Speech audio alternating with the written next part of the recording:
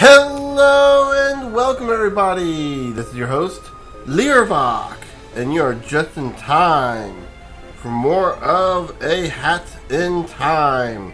In the last episode, we continued our mod journey by exploring the Bob-omb Battlefield, a fairly short but a fairly accurate representation of the original Bob-omb Battlefield from Super Mario 64.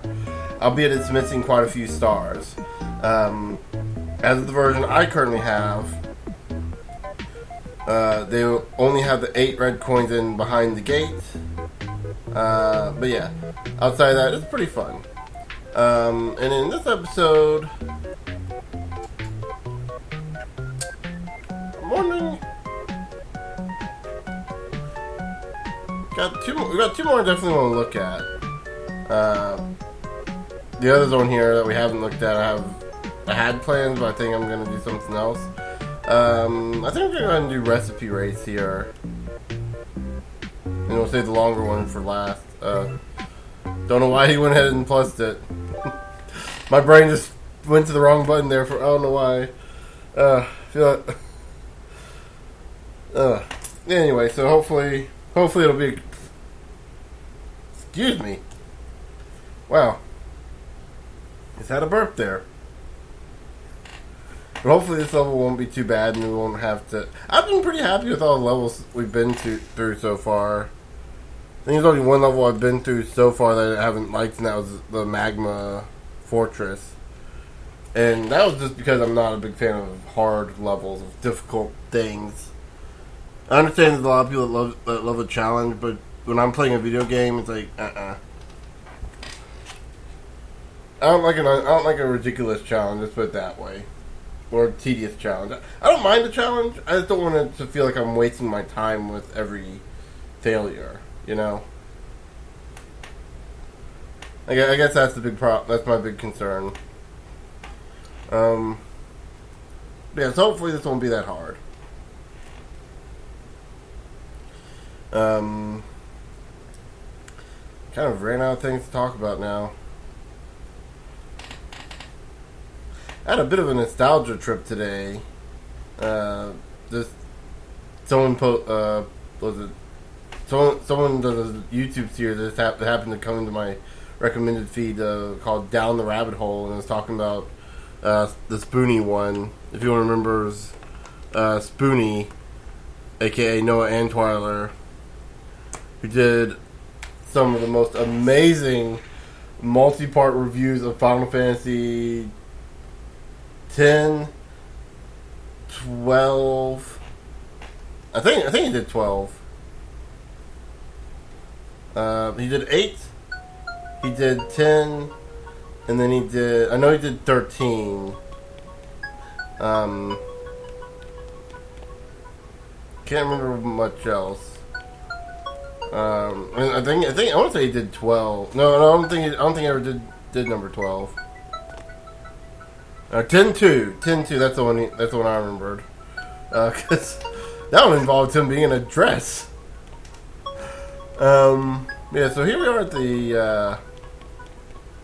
the kitchen with Kitchen Cat. Looks like they're gonna be getting some food for her. It's gonna be interesting. So I'm guessing we're here looking for some fish. What better way to get some fish than from the Mafia? Especially the Mafia of cooks. All roads lead to Mafia. So Mafia go to Island. You know the sad thing is, this is sadly relevant. In the year of 2018, the year that this is being recorded, the Mafia having taken over everything is oddly relevant. If you don't know what I'm talking about, consider yourself lucky that you don't get involved in political affairs.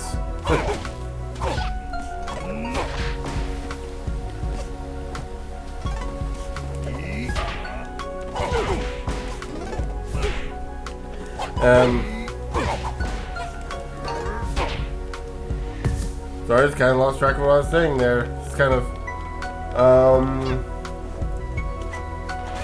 It's kind of like ended that. I wasn't prepared to I didn't have any other sentences prepared.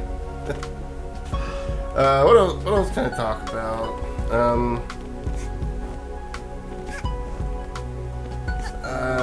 Anything else I looked at that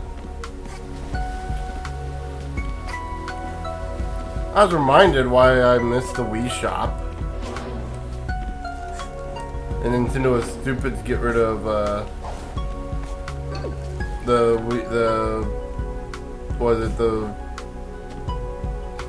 I can't remember what the other service is called. Their social service.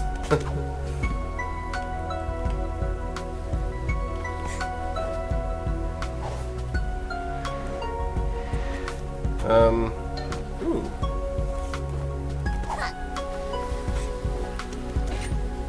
Okay, so we got that open. Let's see, what else?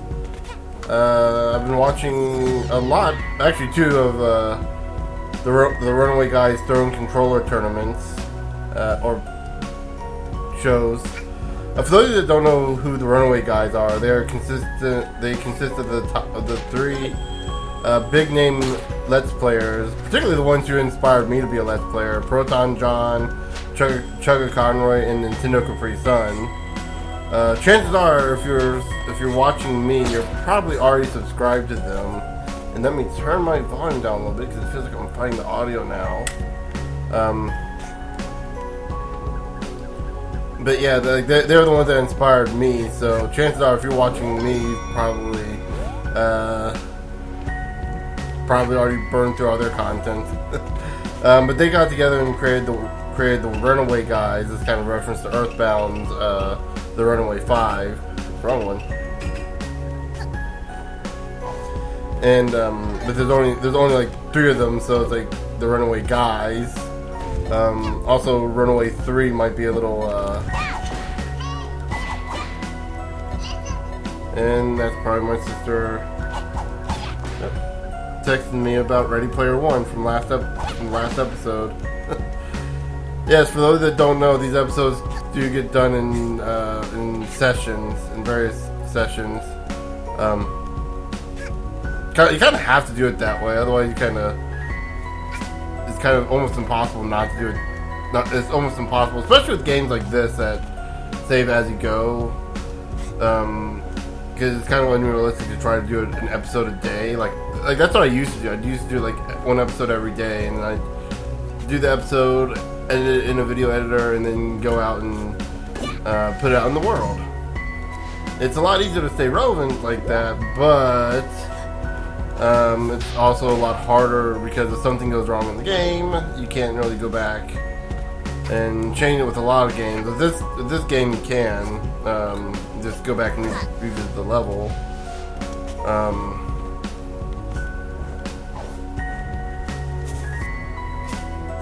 So that was just an alternate way over here? Okay. Wondering how you can probably get...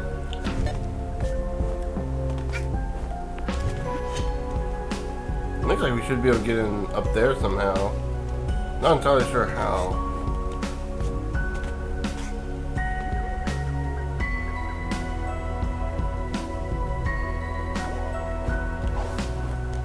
Oh, I guess that's how.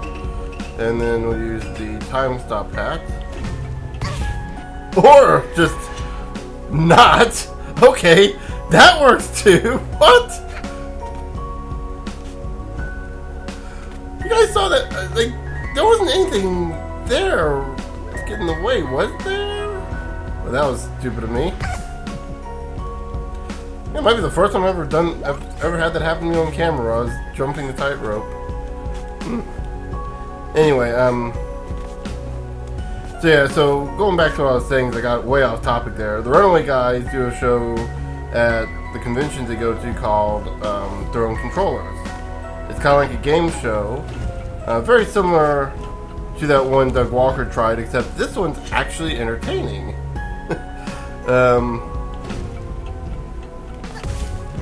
What was his What's Up Hot Shot or something like that? Pop Quiz Hot Shot, that's what it was.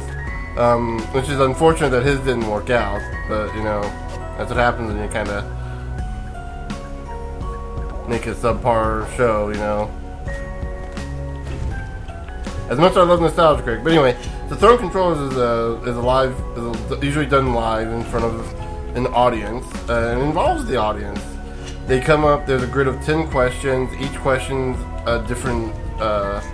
Each question 1 through 10 is randomly a different thing, different kind of questions, challenges, and other sorts of things that. I guess that's all that was here. That are related to video games, usually questions, and most people. And the way it works is you come up, you pick your number, you answer the question or do the video game challenge, and then you keep going until you miss a question. And if you've answered more right than anyone else, you get to stay up and you get the grand prize at the end. If you answer one question, you get usually, I think, instead of badges. 2 questions, you get a poster, and I'm assuming as well as badges. 3, you get a special prize. It's been different in each. That's embarrassing. It's been different in each one. 3rd prize is always different. Usually it seems to default to Undertale figurines. That's the one that's in the most. And then for answering all the questions, or at least being the one with the most questions at the end of the day, you get the special prize, which is usually something amazing that Chucker Conroy picks up because, gosh darn it, that guy has a heart the size of Seattle. I'd say it's probably too small. That actually would be an insult because the guy has an even bigger heart. Jeez. Like one of the prizes he had at one point, and this was shortly after the Nintendo Switch came out, a brand new Nintendo Switch with Splatoon 2 and the Splatoon 2 amiibos. Yeah, that's a one hell of a prize for winning. And I'd like to say I'm very proud of myself that I would probably have come close to being second.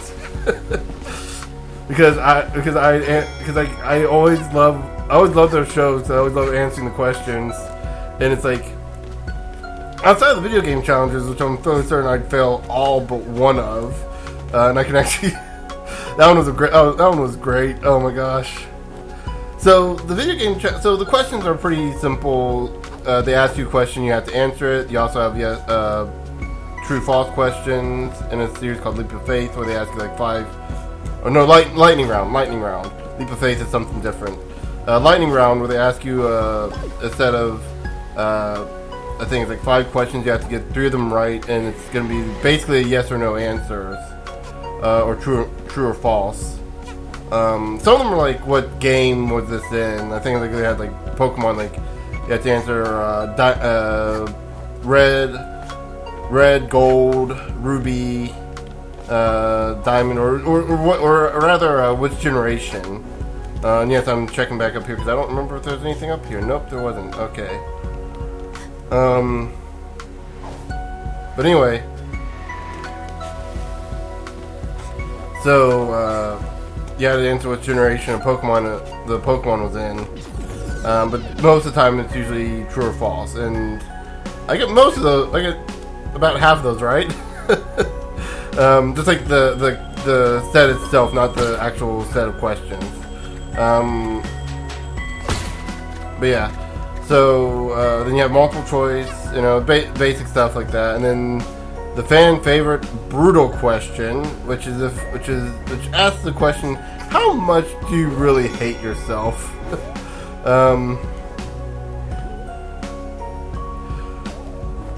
Because it is really a brutal question. Usually done to Smith. I think it was originally Baby Bowser's theme from Yoshi's Island. Then it got changed to Smithy's theme from Mario RPG, which I thought was amazing that they did that. I think it was. Hold on. Yeah, it's Smithy's theme. I had to remember there for a second if that was actually his theme or not. It's been so long. It's been way too long since I played Mario RPG. Wow.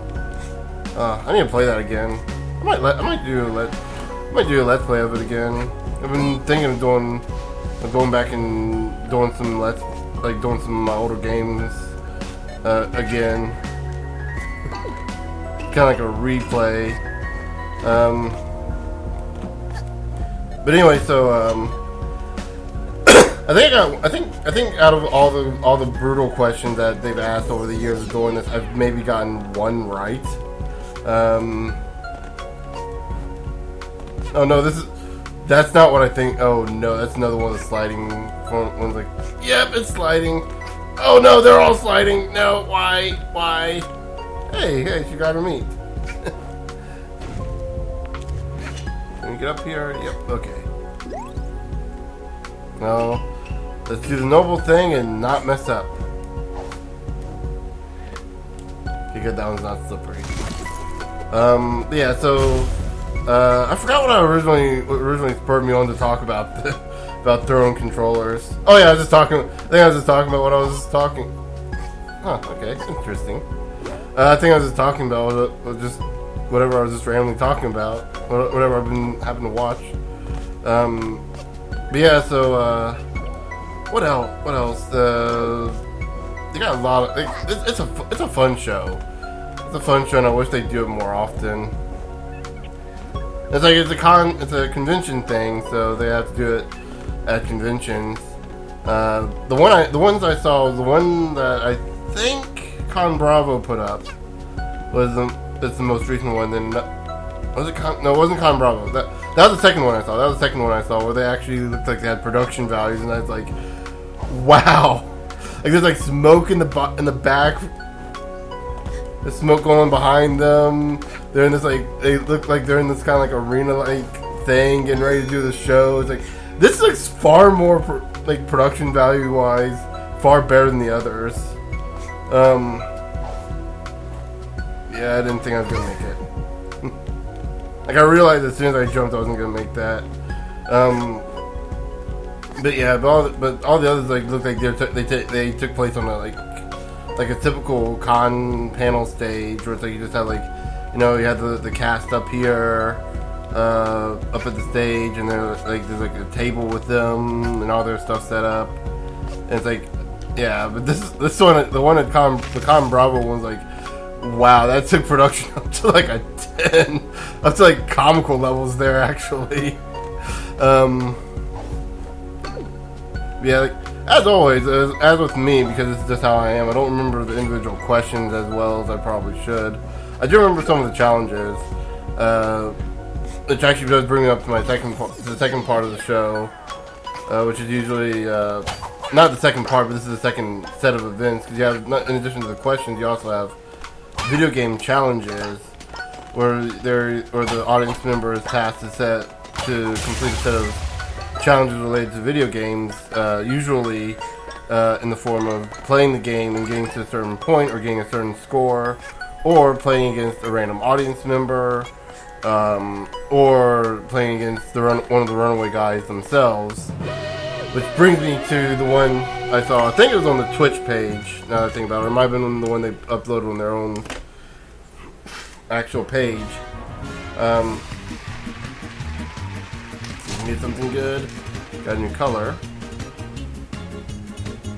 I'm gonna re-roll because I see a hat in there that looks like it'd be fun to have. Ooh! Now, that wasn't the hat I was expecting, but yeah, let's claim it. Oh, finally, we got a time stop hat! I didn't think they had alternate hats for that. But yeah, there's the Donkey Kong Country. Beat the first level challenge, but you had to beat it faster than Chugga Conroy, who I guess is the one who set up the challenge. If in the event that someone died, it's whoever got the farthest in the least amount of time. And I looked at that and said, I could totally do this. With how often I played Donkey Kong Country, which is another game I have on the docket of replaying. Primarily so I can just justify saying, hey, I don't have to show the first world of the Game Boy Advance version. Oh, that's such a goofy looking hat. Oh, but I love it so much. So much better than the other one. But anyway, but also when I saw them play it, Trevor Conroy lost by falling into a pit at the very beginning of the game. Like, actually, right at the end of the stage. And then I was like, oh, well, that's a little embarrassing. I definitely could have beaten him because I've beaten that level so many times. I guess you gotta pick the remix. I was hoping to get the mask, the bird mask, which looks like it might have been a dweller mask. Probably. But yeah, so I think that's enough rambling on about the Runaway Guys, and in the next episode, I guess we'll be doing the after stories. That's what I want to do next, I think. Yeah. So we're doing the after story. Hopefully it won't take too long. I may have to make it into a multi-parter. So yeah. But that won't be until next time. Until then, I'll see you guys later.